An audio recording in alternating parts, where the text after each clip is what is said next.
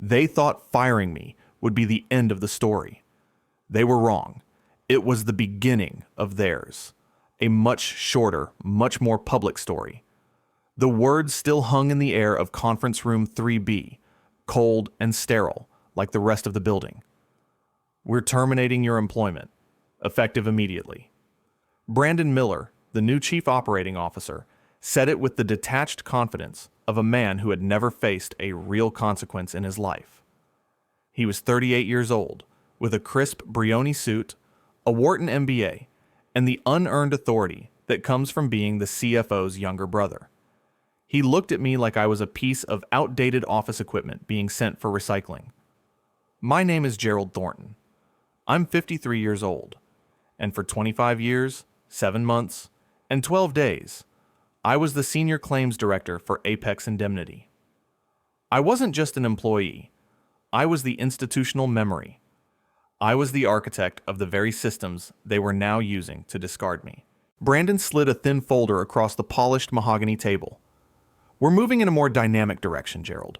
A paradigm shift in our risk management philosophy. We need a team that's agile, forward-thinking. The buzzwords fell from his lips, empty and meaningless. He was firing the man who processed every catastrophic claim the company had ever faced, from the hailstorms of 2008 to the factory fire in Westbridge last year.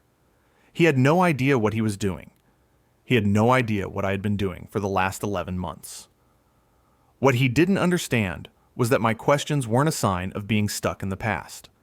They were the methodical clicks of a lock tumbler, patiently aligning until the vault door was ready to swing open. The vault where they kept their secrets. A secret worth $34.2 million. He thought he was closing a door on me.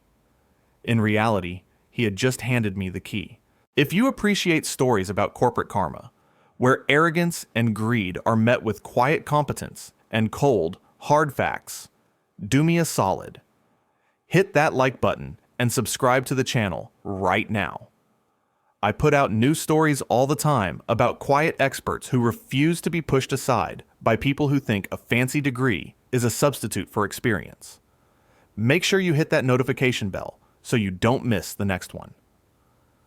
I joined Apex Indemnity in March of 1999. I was 28, fresh out of a junior adjuster role at a national firm, and hungry. Apex was a regional player then, solid, but unremarkable. My first office was a cubicle with gray fabric walls and a beige desktop computer that hummed loud enough to feel in your teeth. We still used paper files, thick manila folders that smelled of dust and ink, stored in rows of massive, groaning metal cabinets. The CEO back then was a man named Arthur Abernathy. He was old school, a man who believed an insurance company's only real asset was its reputation. He wore the same style of gray suit every day and knew the name of every employee, right down to the mailroom clerk. On my first day, he walked me to my desk, handed me a mechanical pencil, and gave me the only piece of professional advice I ever truly needed. "Gerald," he said, his voice a low rumble, "a claim file is a story. It has a beginning, a middle, and an end. Your job is to make sure that story is true, from the first notice of loss to the final check. Document everything. Every phone call, every receipt, every estimate. Because when things go wrong, the truth is all you have to stand on." I took that to heart. For the next decade, I lived in those files. I learned the rhythm of disaster, the frantic calls after a tornado, the slow grinding reality of a multi-car pileup on I-35, the complex, layered damage of a water main break in a downtown office building. I learned how to spot fraud, how to read an engineering report, how to calm a policyholder who had just lost everything. I worked late. I worked weekends. I missed my son's third-grade play because I was coordinating emergency housing for 50 families whose apartment complex had burned down. My wife understood, but it was a strain. That's the unseen cost of this job. By 2009, I was the head of the department. I convinced Mr. Abernathy to invest in a digital claims processing system. He was skeptical of computers, but he trusted me. I spent 18 months designing it from the ground up, working with a small team of software developers. It wasn't just a database. It was a reflection of my philosophy. Every field, every entry, every timestamp was designed to tell a true story. It tracked adjuster notes, payout authorizations, legal reviews, and most importantly, the financial reserves. The reserves are the lifeblood of an insurance company. When a major claim comes in, you have to estimate the total potential cost and set aside that amount of money. This is the incurred but not reported reserve. It's a legal requirement, and it directly impacts the company's stated financial health. If you set reserves too low, you risk insolvency. If you set them too high, well, that's where the trouble started. Mr. Abernathy retired in 2020. The breaking point came in February 2020. He sold his majority stake to a private equity firm, and the culture changed overnight. The firm installed a new board, and that board appointed David Miller as chief financial officer. David was everything Mr. Abernathy wasn't. Slick, obsessed with quarterly growth, and fluent in the kind of MBA jargon that makes simple ideas sound complicated and bad ideas sound innovative. He saw Apex not as a promise to policyholders, but as an asset to be leveraged. 6 months later, his younger brother, Brandon, was brought in as chief operating officer. He had no insurance experience. His resume was a string of strategic consulting gigs at firms that seemed to specialize in downsizing and optimizing workforces. They walked the halls like they owned the place, which in a way they did. They talked about legacy infrastructure with a sneer, referring to employees who had been there for more than 5 years. They saw my 25 years of experience not as an asset, but as a liability. The first thread I pulled was a claim from a commercial warehouse fire in September 2021. It was a big one. Claim number 774B21. The initial adjuster report was dire. Total loss of structure, significant inventory damage. I recommended a reserve of $4.5 million, based on my experience with similar industrial fires. David Miller overrode me. He insisted on setting the reserve at $8 million. His justification, delivered in a curt email, was an abundance of caution given market volatility in construction materials. It felt wrong. It was too high, completely out of line with the preliminary engineering assessments. But he was the CFO. I noted my objection in the file, timestamped 3:14 p.m., September 28, 2021, and followed the order. The claim settled 18 months later. The final payout, after extensive negotiation and subrogation against a faulty sprinkler system manufacturer, was $4.1 million. A success, by all measures, but the reserve was still sitting at $8 million. The surplus, $3.9 million, was supposed to be released back into the company's general capital pool. It wasn't. It just stayed there, a ghost on the balance sheet. When I asked the accounting department about it, I was told the CFO's office was handling the reconciliation directly. That was the first time I felt a cold knot in my stomach. That was when I started my own file. Not on Apex's servers. On a sand-gapped laptop at home. I called the project the Abernathy Protocol. I started small. I used my system access, which was still unrestricted, to run a query. I looked for all catastrophic claims over $1 million filed since David Miller's arrival. I flagged every case where the initial reserve was set more than 25% above my department's official recommendation. There were 47 such cases over a 4-year period. My evenings changed. After dinner with my wife and a brief attempt at watching television, I would retreat to my small home office. The door would click shut, and I would enter the world of spreadsheets and digital file archives. I copied every relevant document to an encrypted external hard drive.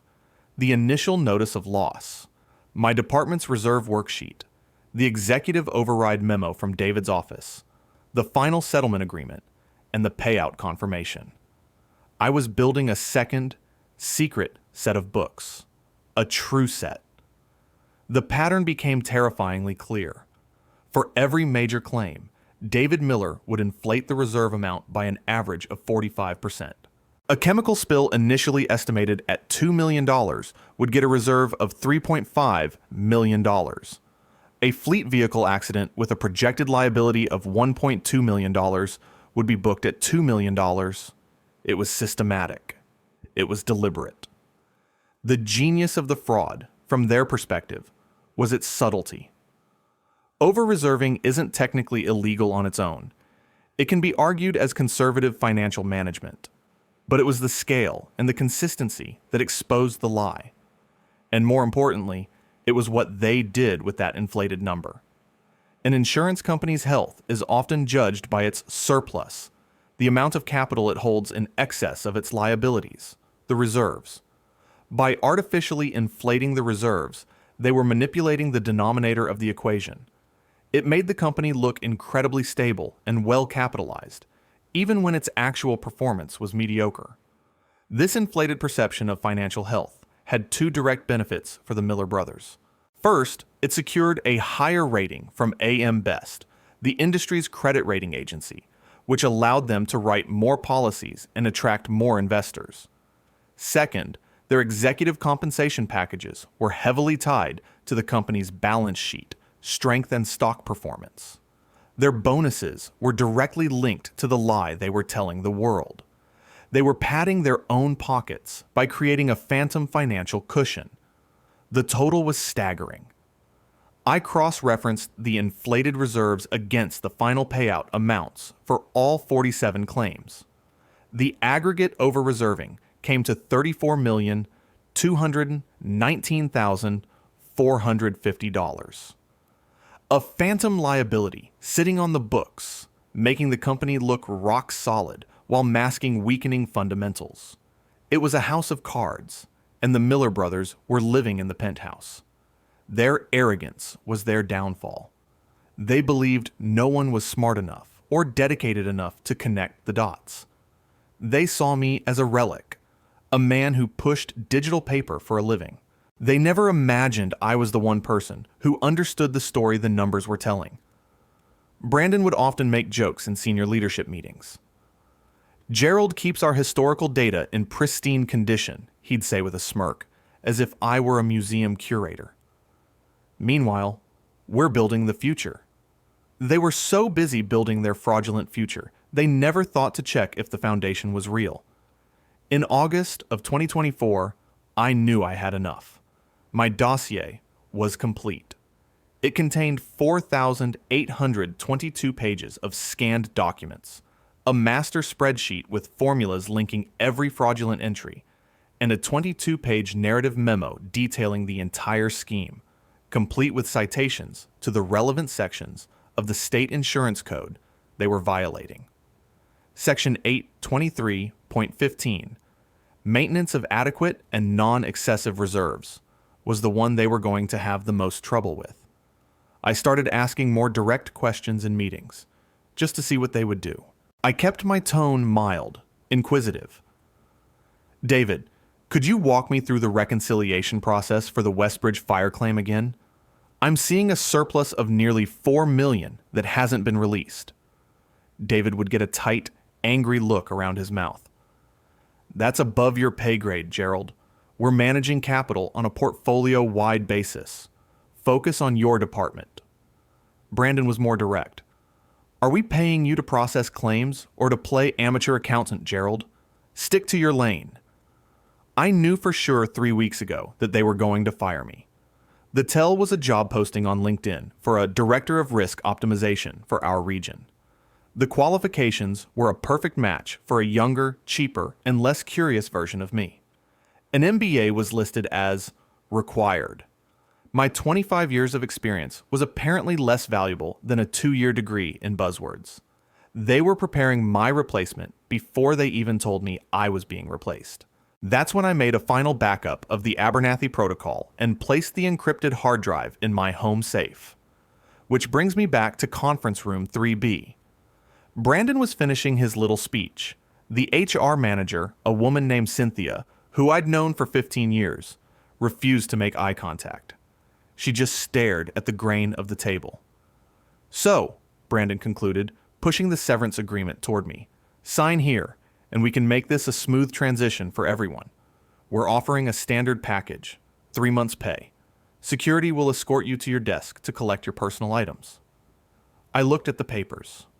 I looked at Brandon's smug face, the face of a man who thought he had just won. A dead calm settled over me. I picked up the pen they had provided, a cheap plastic Bic. I didn't sign the severance agreement.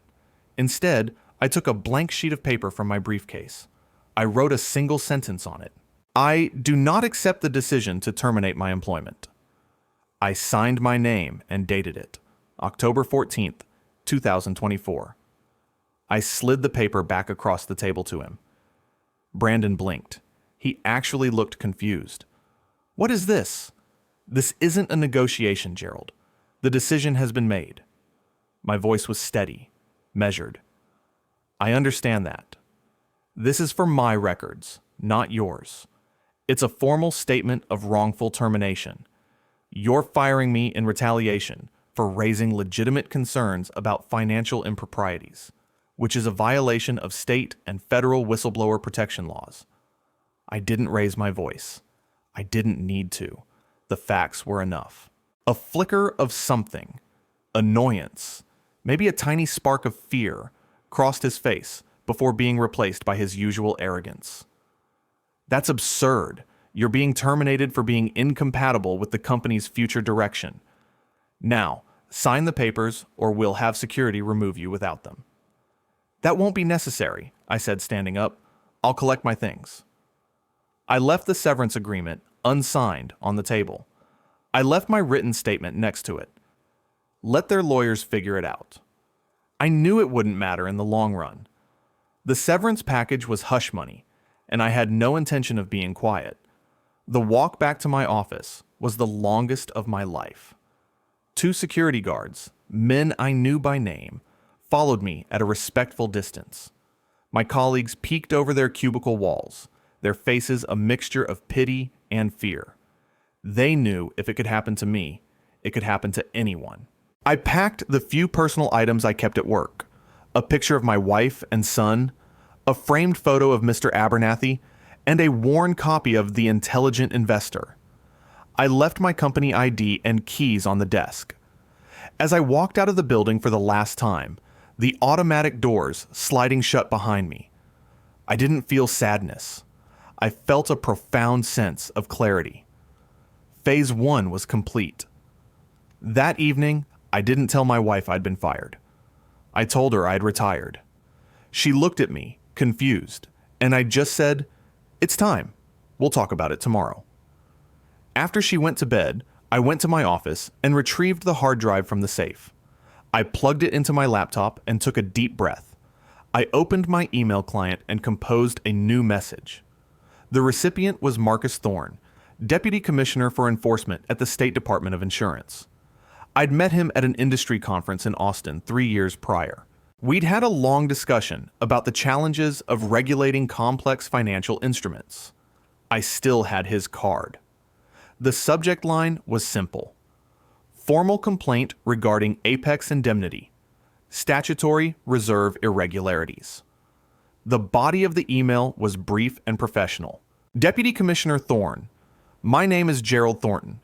Until today, I was the Senior Claims Director at Apex Indemnity, an employee for over 25 years. I am writing to report a systematic, multi-year scheme to deliberately misstate the company's financial liabilities in direct violation of state insurance codes. The attached encrypted file contains a detailed summary memo and comprehensive supporting documentation for 47 separate claims, totaling over $34 million in fraudulent over-reserving. The password for the file is Abernathy 1999. I was terminated today in retaliation for raising these concerns internally. I am available to discuss this matter at your earliest convenience. Sincerely, Gerald Thornton. I attached the zip file, a neat 1.2 gigabytes of irrefutable truth. My hand hovered over the mouse for a moment. This was the point of no return. This wasn't just about my job anymore. It was about every promise Apex had ever made to its policyholders. It was about Mr. Abernathy's legacy. It was about the simple, powerful idea that the story has to be true. I clicked send at 11:42 p.m. The payback came, but not in a way they could have ever expected. For 2 weeks, there was silence. I started cleaning out the garage. I fixed a leaky faucet in the guest bathroom. I went to my son's baseball game on a Tuesday afternoon for the first time ever. It felt strange, this sudden abundance of time. My wife was worried, but I told her to trust me. The call came on a Wednesday morning. It was from a former colleague, Sarah, a junior analyst in my old department. Her voice was a hushed whisper. Gerald, you're not going to believe this. There are people here from the state. Investigators. They have badges. They're in David Miller's office right now. They're seizing servers from IT. Nobody knows what's going on, but everyone's terrified. I just said, thank you for letting me know, Sarah. Just do your job and answer their questions honestly. You have nothing to worry about. The next day, it was the headline on the business section of the local paper. Apex indemnity raided by state regulators. Fraud investigation underway. The company's stock was halted, then plummeted 82% when trading resumed. The carefully constructed house of cards was hit by a hurricane. The consequences unfolded with methodical precision, like one of my old claim files. First, the State Department of Insurance issued an immediate cease and desist order, freezing all of Apex's assets and placing the company into receivership. Their license to write insurance policies in the state was suspended. That was the corporate death sentence. 2 weeks after that, the U.S. Attorney's Office unsealed a federal indictment. David and Brandon Miller were arrested at their homes in a pre-dawn raid. The charges were extensive: 18 counts of wire fraud, securities fraud, and conspiracy. The news channels played footage of them being led away in handcuffs. Brandon, who had looked so powerful in his Brioni suit, now looked small and pathetic in a wrinkled polo shirt. David didn't even look at the cameras. Their multi-million-dollar homes were seized. Their assets were frozen. The Abernathy Protocol, my meticulously assembled file, was Exhibit A in the federal case against them. The board of directors, the ones who had enabled the Millers and looked the other way, were next. They were hit with a massive shareholder class action lawsuit for gross negligence and breach of fiduciary duty. Their careers in corporate governance were over. Their names were toxic. 3 of them had to declare personal bankruptcy to deal with the legal fees. They had failed in their one true duty, to ask the right questions. The questions I had been asking all along. The company itself was dismantled. The state receiver liquidated its assets to ensure that all legitimate policyholder claims were paid first. The building was sold. The remaining 300 employees lost their jobs. This was the only part of the outcome that brought me no satisfaction. They were victims of the Millers' greed, just as the policyholders were. I quietly passed along the resumes of my best people to contacts I had at other firms. Most of them landed on their feet. There was a moment of poetic justice that I savored. During the discovery phase of the federal trial, prosecutors uncovered emails between the Miller brothers.